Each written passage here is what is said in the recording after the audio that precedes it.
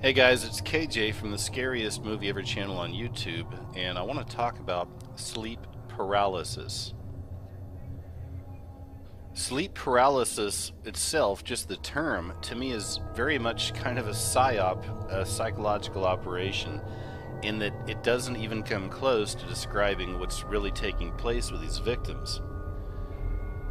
Because typically whenever we hear the term sleep paralysis, it's usually something to do with, it's a phenomenon, and usually they'll say it has something to do with a person either falling asleep or kind of awakening, and they temporarily experience an inability to move or speak or react. It's like a transitional state between wakefulness and sleep, characterized at the same time by a complete muscle atonia or muscle weakness. Many people have hypothesized on what it is. Of course, there's tons of scientific studies on this.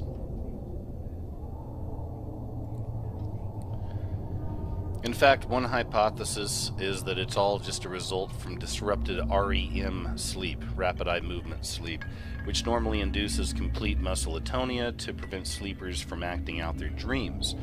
Its sleep paralysis has been linked to disorders such as narcolepsy, migraines, anxiety disorders, and obstructive sleep apnea. But the one thing that the mainstream seems to leave out time and time again when it comes to the sleep paralysis are the absolutely terrifying, and I mean horrifying, experiences that many of these victims are suffering during these events. It's not about the sleep paralysis. It's about the kind of things that these victims are suffering during these events. Mainstream media, mainstream science calls all of this just a disorder. But when you start looking at the experiences that these people are having, even though many of the experiences are very, very different, all of them seem to have one thing in common: terrifying, horrifying visions, oftentimes described as demonic. And sleep paralysis isn't something that just happens to a handful of people. They say there's up to 3 million cases a year. So chances are that if you're not somebody who's actually experienced this, and I sure hope you haven't, just because of how scary this stuff is, chances are you know somebody, or know somebody that knows somebody, that has actually experienced this terrifying phenomenon. So there's a brand new movie out. It just came out a few days ago, and I just watched it recently, and this is the whole reason I wanted to make this video. The movie's called The Nightmare, and as it says there at the top of the movie poster, one of the scariest documentaries ever.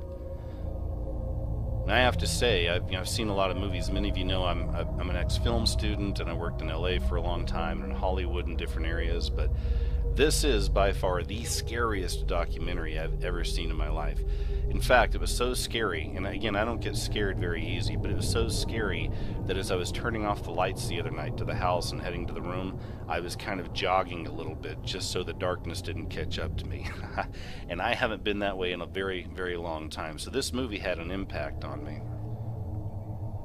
I really wanted to show you a few clips here and there from the film, but of course as I uploaded a couple of these things, I got hit with copyright, and that's just the way it's going to be. So I actually have one small clip I'm going to show you in just a little bit, and it's really kind of the whole reason for me making this video. Something from the movie I really wanted you to see.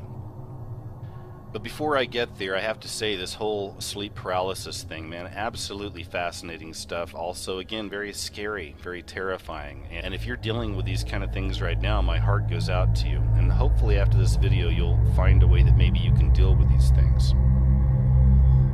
From what I knew about sleep paralysis and all the things I had heard, I always knew that this was something spiritual. Now, I have a good friend, and she's experienced these things for years. And I remember her even telling me some of these stories in the past. And what was really weird is, there's only so much you can do for somebody when you haven't experienced this. You can care for them, you can pray for them, but that's about it. And you can listen. But then I saw this movie, The Nightmare, and what really tripped me out is it's basically all these different people's accounts of what they're experiencing. And many of these people's stories lined up perfectly with what my friend had been telling me for a long time, the same kinds of things. And what I learned from that, what I learned from this film is people are having different experiences, but they're experiencing the same kind of entities. And I'm going to go ahead and go through a little bit of a list of the kind of things that are showing up in people's rooms at night when they think they're safe, when they're laying in their beds.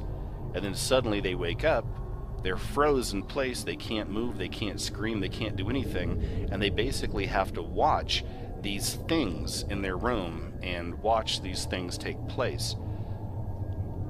Like I said, this stuff is scary, scary stuff. People who experience sleep paralysis hear voices and see strangers in their rooms.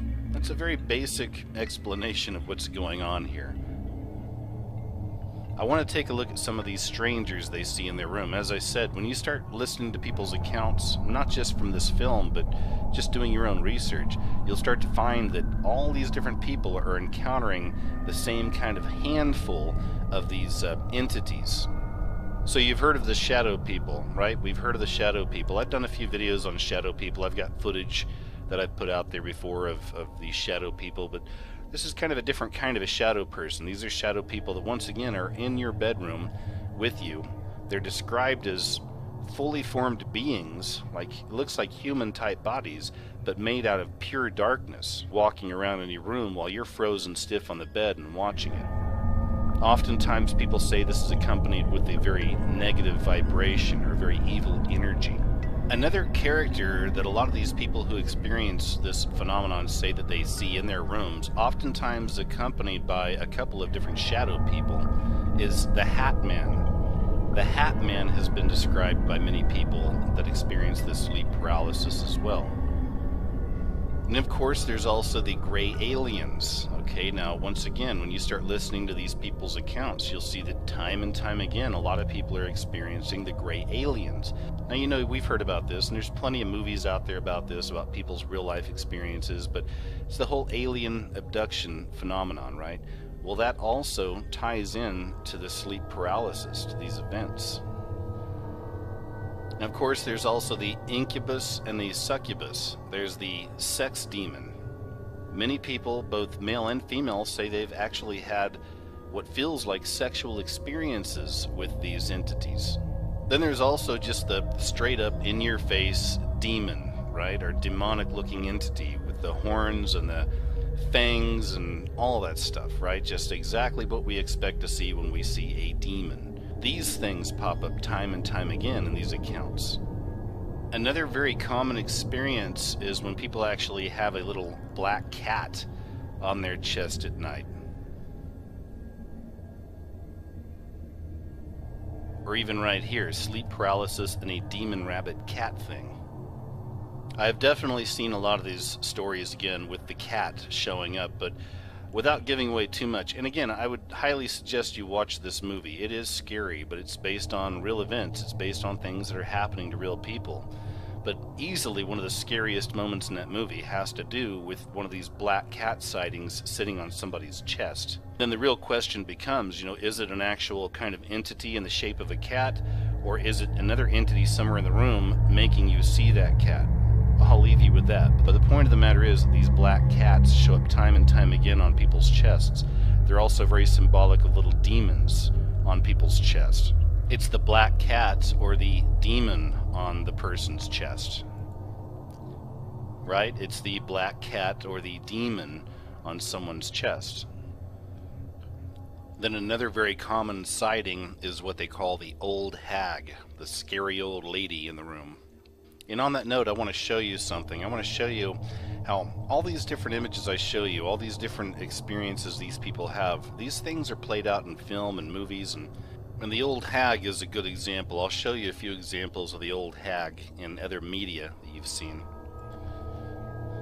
You may remember this from the movie The Shining, and also something else before I start getting into this. Just remember that a lot of people describe this as, like I said, it's almost like they're in another dimension. It's like they've slipped through just on the other side of another dimension, you know, that they're seeing what's really taking place around us. That's the same thing, the same experience a lot of people say they have when they take the drug DMT specifically, which I've always believed from the things I've read about it and the experiences people have had, that it truly does show you just on the other side of this dimension. It splits dimensions. It's like you really do start seeing other things out there. You know, I don't know if we're supposed to see that stuff or not, but many people have taken that trip.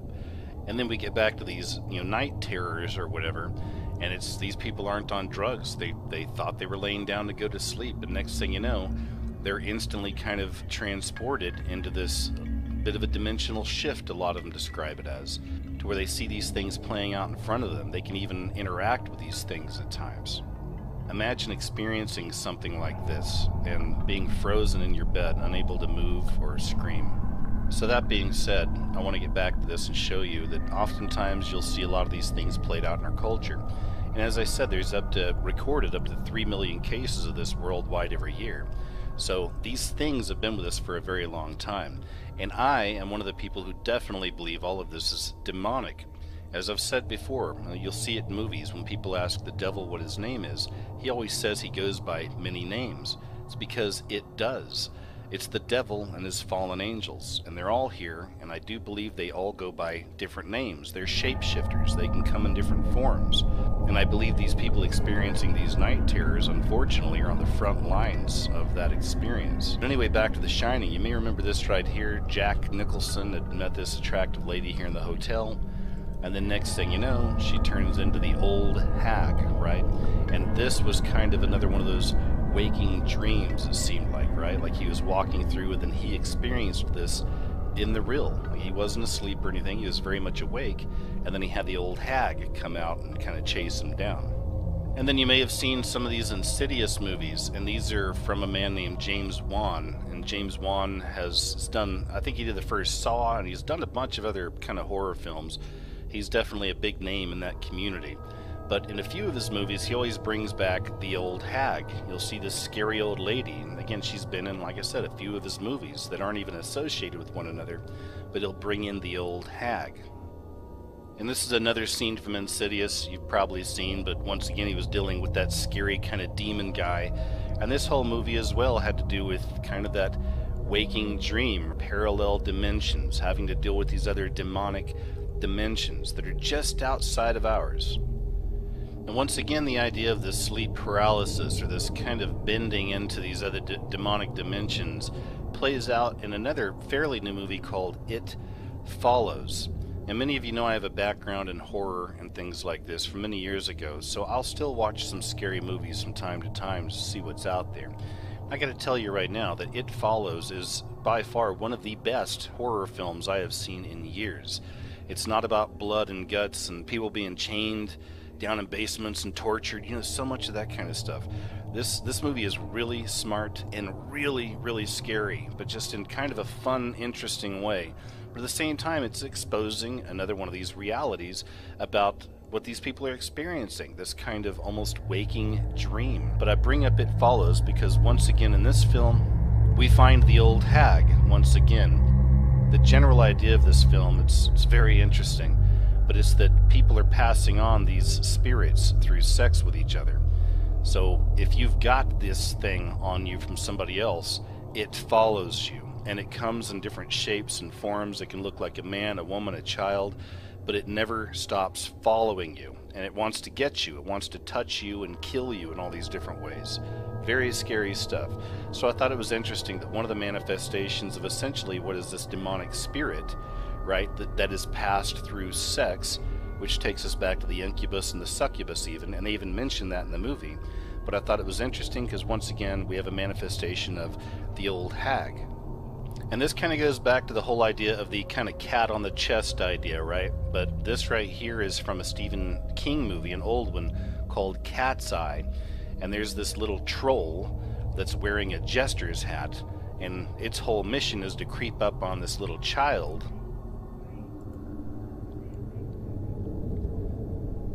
and steal his soul while he sleeps. And the jester hat, again, once again, that takes us back to the clown. And the clown is just another representation of the devil itself, the devil and his fallen angels. Again, they have many faces. They come in many forms. Where else have we seen that clown, right? And again, once again, the clown is just another representation of the devil. And this is from another Stephen King movie, and this is called It. And the main bad guy in the movie It was Pennywise the Clown, which again was just another representation of the devil, demonic spirits.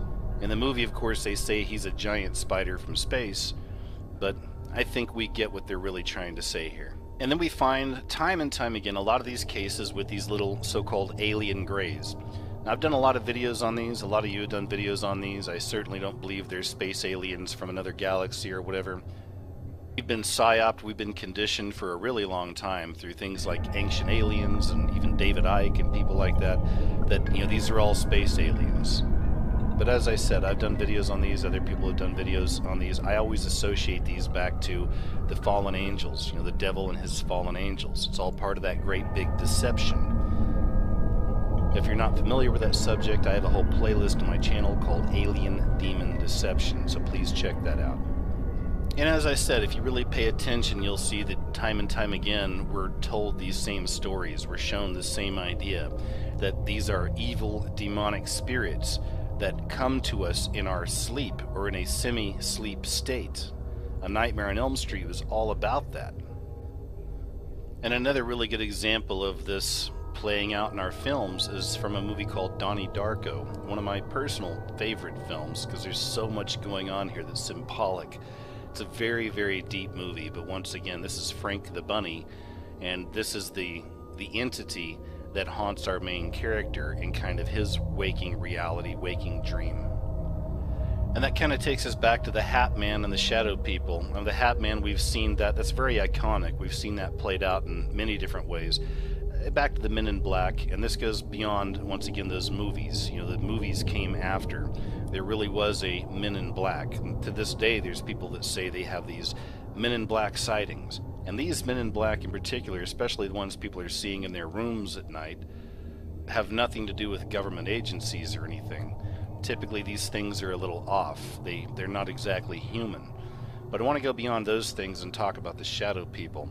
Once again, it's really interesting to see how this stuff kind of bleeds into our reality. Now, I believe that all of these things are demonic spirits. All of these are the fallen angel spirits, the devil and his fallen angel spirits, all of them. And of course, they want contact with humans. They've been trying to do this from the very beginning, and many of us understand that story. You probably remember this story right here, right? And that's the Slender Man. And we all know that the Slender Man was something created from, I think it was Creepypasta. It's one of those websites, but it was a character that was created online, and it really just kind of took off. People got really fascinated with it. Well, next thing you know, we got this story about these 12-year-old girls that attempted to kill another little girl. They stabbed her 19 times, and they believed they were doing it for the Slender Man.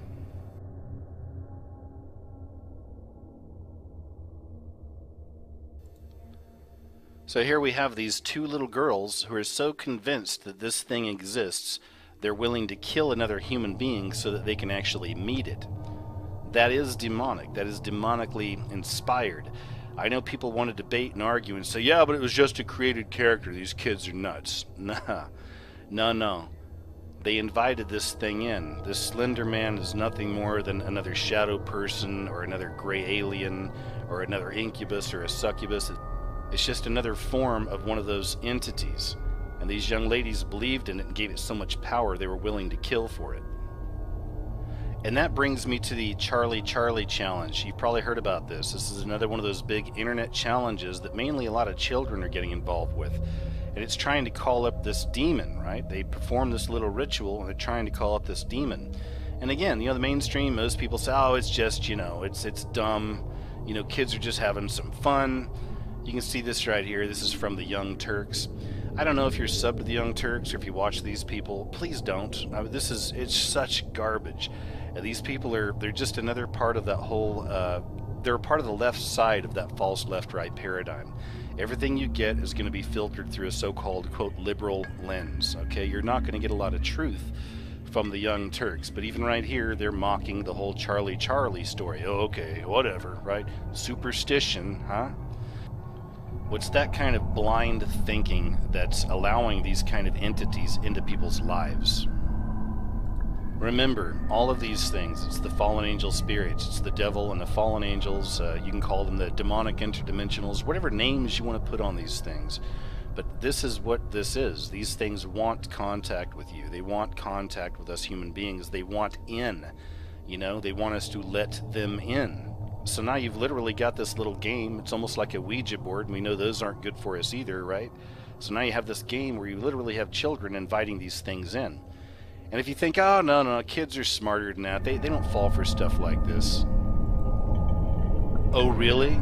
Really? Do you remember this one? It's that Kardashian challenge where kids wanted to have big, full lips like one of the Kardashian kids. So they put their lips inside these bottles, and look what happened. A lot of these kids had to go to the hospital. So once again, it's no knock on the kids, but you can't tell me that kids are too smart. They're not going to get involved in this Charlie and, you know, things like that. No, the kids are smart. You know, they don't follow trends like that. I'm telling you, it's very, very dangerous. Once again, back to the Charlie, that is a very, very dangerous trend. These things want in. They want contact. So in conclusion here, as I said, I wanted to show you some clips from the movie, but I can't. And also, I would just highly recommend you watch this anyway. You can find it online. I would say, you know, if you're... And this is definitely one of those, I would say, you know, if you can, try to pay for it. You know, this is one where it'd be good to give the artist back some money. I think it's well deserved.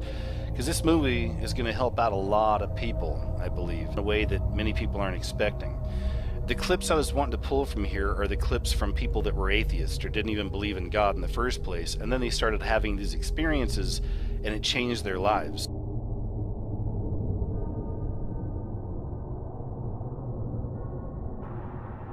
I think I said something. I just said, I remember this guy, his name is Jesus, and I'm going to use his name right now. And I'm going to say, just in Jesus' name, you know, you get out, or I said something to that effect.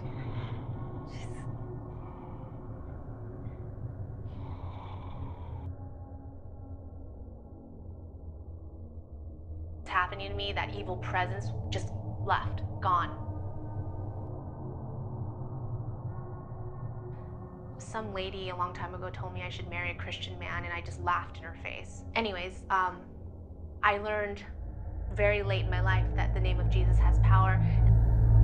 And that's what I wanted to show you guys, and that seems to come up time and time again, and I just think that it really shows clearly that that's what these things are. Regardless of what form they show up, these are just more demonic interdimensionals, or the fallen angels, or the devil and his crew. Whatever you want to call it, but that's what this stuff is, and it's wanting to come in. It wants into you. That's how you battle these things. The name of Jesus has power. Now, another reason I really wanted to show you that is because one thing I see time and time again on my videos in particular, and really all over the place, is this infighting, this bickering over the name of Jesus or Yeshua. And I've been lectured to on so many of my videos. You know, it's like, oh, dear, sweet, dumb KJ. You see, the J wasn't even invented until... And it's like, dude, I get it, all right? I understand all this. But do you really think that God and Jesus really care about that? All right? Like, if you're calling Jesus Jesus or Yeshua, I think it's annoying. I think it's obnoxious. It's dividing people. And this is another reason it's hard for me to even want to call myself a Christian. When I see these people with avatars with Jesus's face or glowing crosses, and their name is like Jesus Loves 777, Prayer, Salvation, Repent, all this stuff. And these are some of the most hateful, bigoted, condescending, nasty people I've ever seen on YouTube. But hey, they call themselves Christians. But I go look at their work, I try to find their videos, I'm not seeing much. What I do see them doing is staying very active on attacking anybody else out there that's approaching this kind of subject matter or anything else related. So again, guys, it doesn't matter, all right? If you're one of these people who are experiencing these things, again, my heart goes out to you, okay? I know it's scary. I know it can be terrifying, but I'm hoping this video helps. Call on Jesus. Call on the name. No, it doesn't matter your denomination and all that. It doesn't matter all that stuff, okay? I mean, come to God and Jesus as a child. And know that Jesus will protect you from all of these things. Anyway, guys, that's the video. I hope it helps somebody out there. You know, and I'd love to hear your stories underneath the video. If you've experienced these things or whatever, please share your stories with us. I think that other people can probably benefit from that as well. If there really are up to 3 million cases a year, as I said, many of you out there maybe haven't experienced it, maybe you have, but at least you probably know somebody who has. So let's share some stories and bring some light into this really dark and interesting subject. So take it easy, guys, and I'll talk to you soon.